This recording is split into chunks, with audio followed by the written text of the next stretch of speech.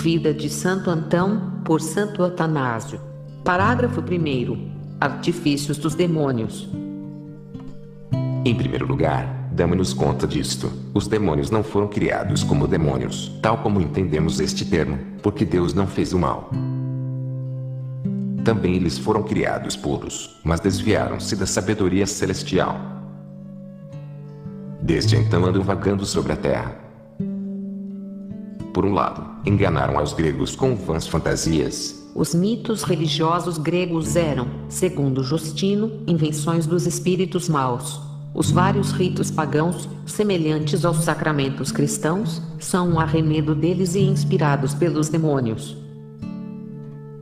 Outros autores estabelecem que os antigos poetas gregos foram inspirados por espíritos impostores. Do mesmo modo, os antigos oráculos também eram obra do demônio. E, invejosos de nós, cristãos, nada omitiram para nos impedir de entrar no céu, não querem que subamos ao lugar de onde caíram. Por isso é necessário muita oração e disciplina ascética para que alguém possa receber do Espírito Santo o dom do discernimento dos espíritos e ser capaz de conhecê-los. Qual deles é menos mal, qual o pior, que interesse especial tem cada um e como hão de ser repelidos e lançados fora, pois são numerosas suas astúcias e maquinações.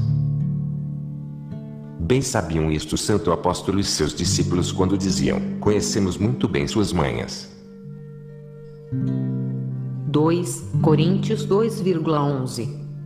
E nós, ensinados por nossas experiências, deveríamos guiar outros a apartarem-se deles. Por isso eu, tendo feito em parte essa experiência, falo a vocês como a filhos meus. Quando eles veem que os cristãos em geral, mas em particular os monges, trabalham com cuidado e fazem progressos, primeiro os assaltam e tentam colocando-lhes continuamente obstáculos em seus caminhos. Salmo 139,6. Estes obstáculos são os maus pensamentos. Mas não devemos assustar-nos com suas armadilhas, que são logo desbaratadas com a oração, o jejum e a confiança no Senhor. No entanto, ainda que desbaratados, não cessam, mas antes voltam ao ataque com toda a maldade e astúcia. Quando não podem enganar o coração com prazeres abertamente impuros, mudam de tática e vão ao ataque. Então mudam e fingem aparições para aturdir o coração, transformando-se e imitando mulheres, bestas, répteis, corpos de grande estatura e hordas de guerreiros. Mas nem assim devem esmagar-nos o modo de semelhantes fantasmas, já que não passam de pura vaidade, especialmente se fortalece com o sinal da cruz. Em verdade, são atrevidos e extraordinariamente desavergonhados. Se neste ponto também os derrotamos, avançam uma vez mais com nova estratégia. Pretendem profetizar e predizer acontecimentos futuros. Aparecem mais altos que o teto, gordos e corpulentos. Seu propósito é, se possível, arrebatar com mais aparições os que não puderam enganar com pensamentos. E se acham que ainda assim a alma permanece forte em sua fé e sustentada pela esperança, fazem seu chefe intervir. Este aparece frequentemente desta maneira como, por exemplo, o Senhor revelou a São João: seus olhos são como pálpebras da aurora. De sua boca saem tochas acesas, chispas de fogo saltam fora. De suas narinas sai fumaça como de panela ou caldeirão a ferver. Seu sopro acende carvões e de sua boca saem chamas. São João 41,18 a 21. Quando o chefe dos demônios aparece desta maneira, o velhaco trata de atemorizar-nos, como disse antes, com seu falar valentão, tal como foi desmascarado pelo Senhor quando disse a São João: tem toda a arma por folha seca e zomba de brandir da zagaia, faz ferver como uma panela o mar profundo e o revolve como uma panela de unguento. São João 41,29,31. Também diz o profeta: disse o inimigo: persegui-los e os alcançarei. Êxodo 15,9. E em outra parte, minha mão achou como ninho as riquezas dos povos, e como se recolhem ovos abandonados, assim me apoderei de toda a terra. Isaías 10,14. Esta é, em resumo, a jactância do que alardeiam. Estas são as arengas que fazem para enganar o que teme a Deus. Com toda a confiança não precisamos temer suas aparições nem dar atenção às suas palavras. É apenas um embusteiro e não há verdade em nada do que diz. Quando fala semelhantes estultícias, e o faz com tanta jactância, não se apercebe de como é arrastado com um garfo de ferro, como um dragão, pelo Salvador. Confira São João 41,1 a 2. Com um cabresto como animal de carga, com anel no nariz como escravo fugitivo, e com seus lábios atravessados por uma argola de ferro. Foi, pois, apanhado como animal para a nossa diversão. Tanto ele como seus companheiros foram tratados assim para serem pisados como escorpiões e cobras. Confira São Lucas 10,19. Por nós, cristãos, e prova disso é o fato de que continuamos a existir, apesar dele. Em verdade, notem que ele, que proclamou secar o mar e apoderar-se do mundo todo, não pode impedir nossas práticas ascéticas nem que eu fale contra ele. Por isso, não demos atenção ao que possa dizer, porque é um mentiroso astuto, nem temamos suas aparições, porque são mentiras também. Certamente não é verdadeira luz a que aparece neles, mas antes é mero comércio semelhante ao fogo preparado para eles próprios, e com mesmo que os queimará tratam de aterrorizar os homens. Aparecem, é verdade, mas desaparecem de novo no mesmo momento, sem danificar nenhum crente, enquanto levam consigo essa aparência de fogo que os espera. Por isso, não há razão alguma para ter medo deles, pois, pela graça de Cristo todas as suas táticas dão em nada. São, porém, traiçoeiros e estão preparados para suportar qualquer mudança ou transformação. Muitas vezes, por exemplo, pretendem até cantar salmos, sem aparecer, e citam textos das Escrituras. Também algumas vezes, quando estamos lendo, repetem de repente, como eco, o que lemos. Quando vamos dormir, despertam-nos para orar, e fazem isto continuamente, mal nos deixando dormir. Outras vezes se disfarçam em monges e simulam piedosas conversas, tendo como meta enganar com sua aparência e arrastar então suas vítimas para onde querem. Mas não lhes devemos prestar atenção, ainda que nos despertem para orar, ou nos aconselhem a não comer de todo, ou pretendem nos acusar de coisas que antes aprovavam. Fazem isto não por amor à piedade ou à verdade, mas para levar o inocente ao desespero, para apresentar a vida ascética como sem valor e fazer com que os homens se enfastiem da vida solitária como algo muito rude e demasiadamente pesado, e assim fracassem os que levam tal vida. Por isso o profeta enviado pelo Senhor chamou a tais infelizes com estes termos: ai daquele que dá a beber a seu próximo um mau trago. Abacuque 2,15. Tais táticas e argumentos são desastrosos para o caminho que conduz à virtude. Nosso Senhor mesmo, ainda que os demônios falassem também a verdade, pois diziam verdadeiramente: Tu és o Filho de Deus. São Lucas 4,41. Não obstante os fez calar e proibiu-lhes falar. Não quis que esparramassem sua própria maldade junto com a verdade, e tampouco desejava que fizéssemos caso deles ainda quando aparentemente falassem verdade. Por isso é inconveniente que nós, possuindo as Escrituras e a liberdade do Salvador, sejamos ensinados pelo demônio que não ficou em seu posto. Confira Judas 6. Mas constantemente mudou de parecer. Por isso também proíbe-lhe citar as Escrituras, ao dizer: Deus disse ao pecador: por que receitas meus preceitos e tens sempre em tua boca a minha aliança? Salmo 49,16. Certamente eles fazem de tudo, falam, gritam, enganam, confundem, e tudo para enganar o simples. Armam também tremendos estrépitos, soltam risadas tontas e sibilos. Se ninguém faz caso deles, choram e lamentam-se como derrotados. O Senhor, por isso, porque é Deus, fez os demônios calarem-se. Quanto a nós, aprendemos nossas lições dos santos, fazemos como eles fizeram e imitamos-lhe o valor. Pois quando eles viam tais coisas, costumavam dizer: quando o pecador se levantou contra mim, guardei silêncio resignado, não falei com leviandade. Salmo 38,2. E em outra parte: mas eu como um surdo não ouço, como um mudo não abro a boca, sou como alguém que não ouve. Salmo 37,14. Assim também nós não os escutemos, olhando-os como a estranhos, não lhes prestando atenção, ainda que nos despertem para a oração ou nos falem de jejuns. Antes, sigamos atentos à prática da vida ascética como é nosso propósito, e não nos deixemos enganar pelos que praticam a traição em tudo o que fazem.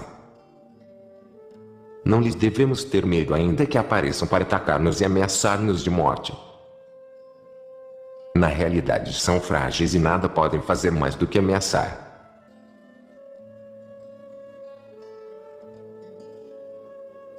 Parágrafo 2º. Impotência dos demônios. Bem, até agora só falei deste tema de passagem. Mas agora não devo deixar de tratá-lo com maiores detalhes. Recordar-lhes isto só pode redundar em maior segurança. Desde que o Senhor habitou conosco, o inimigo caiu e declinaram seus poderes. Por isso não pode nada, no entanto, ainda que caído, não pode ficar quieto, mas como tirano que não pode fazer outra coisa, vai-se com ameaças, sejam elas embora puras palavras. Cada qual lembre-se disto e poderá desprezar os demônios.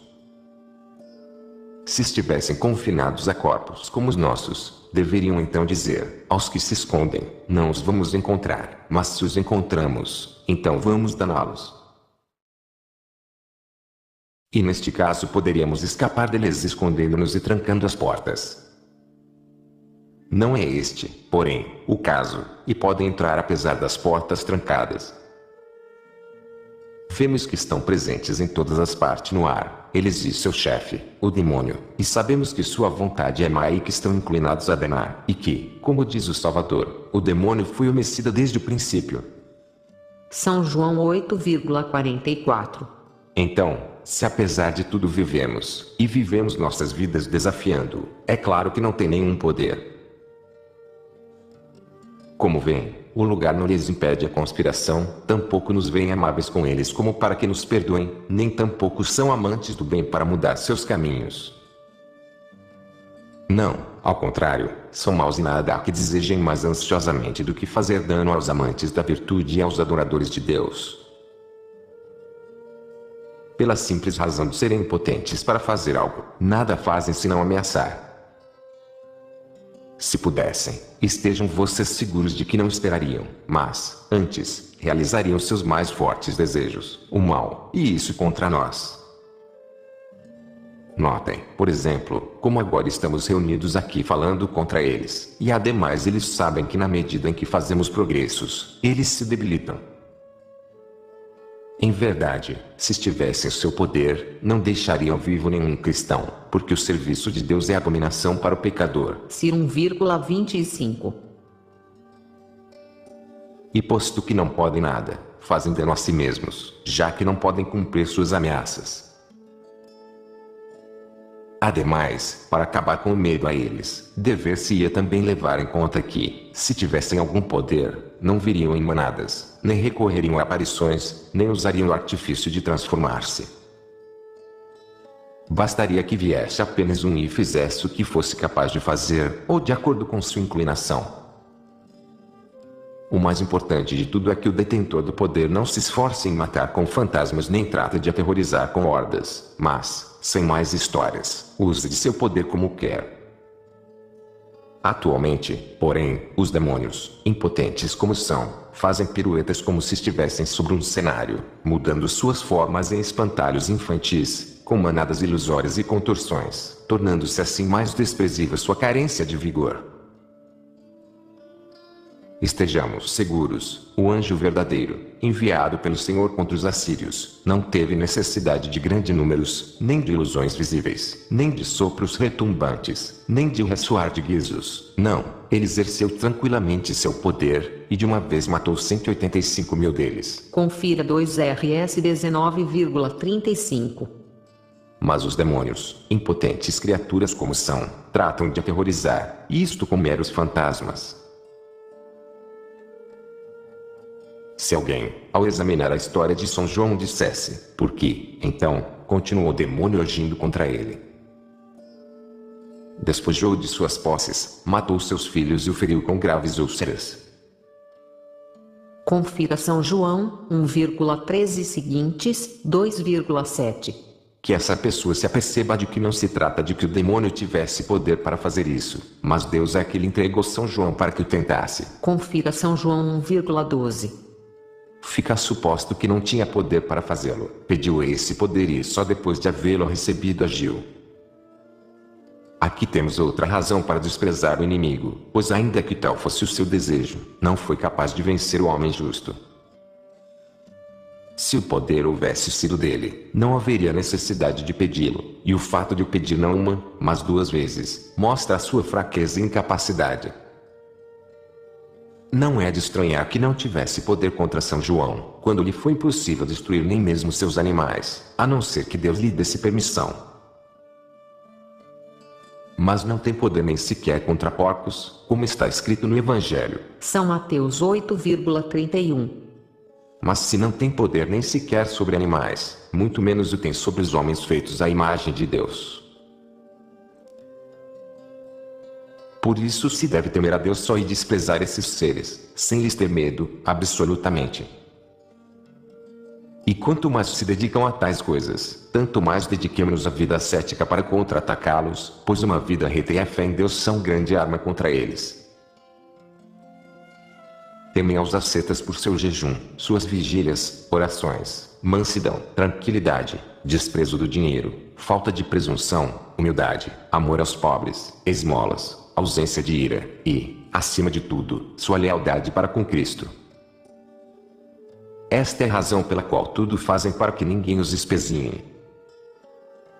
Conhecem a graça dada pelo Salvador aos crentes quando diz, olhem, dê-lhes o poder de calcar aos pés serpentes e escorpiões e todo o poder do inimigo.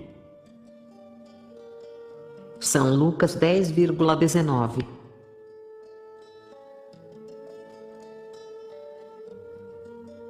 Parágrafo 3º. Falsas predições do futuro. Também, se pretendem predizer o futuro, não lhes façam caso. Às vezes, por exemplo, nos comunicam dias antes a visita de irmãos, e efetivamente chegam. Mas não é por se preocuparem com seus ouvintes que fazem isto, mas para induzi-los a colocar sua confiança neles, e assim, tendo-os bem nas mãos, poderem destruí-los. Não os escutemos, mas deitemo-los fora, pois não precisamos deles. Que prodígio haverá em que eles, tendo corpos mais sutis que os homens, dentro da dificuldade do mundo antigo para conceber uma natureza espiritual, aparece aqui esta imagem materialista e grosseira dos demônios. Vendo que alguém se põe a caminho, se adiantem e anunciem sua chegada. Uma pessoa a cavalo poderia também adiantar-se de outro a pé e dar a mesma informação. Assim, pois, tampouco nisto não há de que admirar-nos deles. Não tem nenhum conhecimento prévio do que ainda não aconteceu. Já Orígenes encontra seus Sum 4,92 seguintes, participava desta opinião, sua superioridade a qualquer substância corpórea lhes dá em certa medida a faculdade de prognosticar eventos futuros. Ao recorrer a disfarces animais, enganam ao curiosos e crédulos. Mas só Deus conhece todas as coisas antes que existam. Confira Daniel 13,42. Neste ponto são como ladrões que correm adiante e anunciam que viram. Neste momento mesmo, há quantos já terão anunciado o que estamos fazendo, como estamos aqui discutindo sobre eles, antes que nenhum de nós possa levantar-se e informar o mesmo. Mas até um menino veloz para correr faria o mesmo, adiantando-se a uma pessoa mais lenta. Vou ilustrar com um exemplo o que quero dizer. Se alguém quiser pôr-se em viagem de Tebaga ou de qualquer outro lugar, antes de que efetivamente parta não sabem se vai sair ou não, mas quando virem caminhar, adiantam-se e anunciam de antemão sua chegada. E assim sucede que depois de alguns dias chega. Às vezes, porém, o viajante volta e a informação é falsa. Também às vezes falam sandices a respeito da água do rio. Isto é, o Nilo que, para um egípcio, era o que fazia o Egito. Também no Antigo Testamento o Nilo é geralmente chamado o Rio ou o Grande Rio.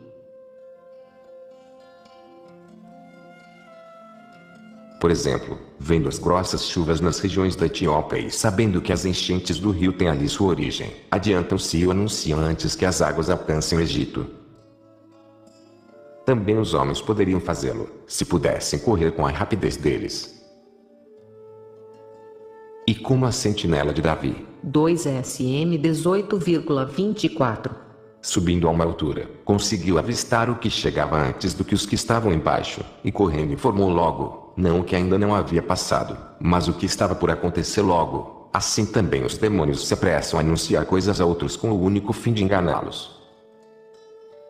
Em verdade, se entretanto, a providência tivesse uma disposição especial quanto à água aos viajantes, e isto é perfeitamente possível, então se veria ser mentira a informação dos demônios, e ficariam enganados os que neles puseram sua confiança. Assim surgiram os oráculos gregos e assim foi desviado o povo da antiguidade pelos demônios. Com isto deve-se dizer também quanto engano foi preparado para o futuro, mas o Senhor veio para suprimir os demônios e sua vilania. Não conhecem nada fora de si mesmos, mas vendo que outros têm conhecimento, como ladrões apoderam-se dele e o desfiguram. Praticam mais a conjectura do que a profecia. Por isso, ainda que às vezes pareçam estar na verdade, ninguém deveria se admirar. Na realidade, também os médicos, cuja experiência em enfermidades lhes vem de haver observado a mesma doença em diferentes pessoas, fazem muitas vezes conjecturas baseadas em sua prática e predizem o que se vai passar. Também os pilotos e camponeses, observando as condições do tempo, prognosticam se vai haver tempestade ou bom tempo. A ninguém ocorreria dizer que profetizam por inspiração divina, mas pela experiência que lhes dá prática. Em consequência, se também os demônios adivinham algumas destas mesmas coisas e as dizem, nem por isso devemos maravilhar-nos nem fazer absolutamente caso delas. De que serve aos ouvintes saber dias antes o que se vai passar? Ou por que afanar-se em saber tais coisas, mesmo supondo que este conhecimento seja verdadeiro? Por certo não é este o elemento fundamental da virtude nem tampouco prova de nosso progresso, pois ninguém é julgado pelo que não sabe, e ninguém é chamado bem-aventurado pelo que aprendeu e sabe. O juízo que nos espera a cada um é se guardamos a fé e observamos fielmente os mandamentos. Daí, não demos importância a estas coisas, nem nos afanemos na vida ascética com o fim de sabermos o futuro, mas para agradar a Deus vivendo bem. Deveríamos orar, não para conhecer o futuro nem deveríamos pedir isto como recompensa pela prática ascética, mas que o fim de nossa oração deve ser que o Senhor seja nosso companheiro para conseguirmos a vitória sobre o demônio. Se algum dia, porém, chegarmos a conhecer o futuro, mantenhamos pura nossa mente. Tenho absoluta confiança de que se a alma é integralmente pura e está em seu estado natural, alcança a claridade da visão e vê mais e mais longe que os demônios. A ela o Senhor revela as coisas.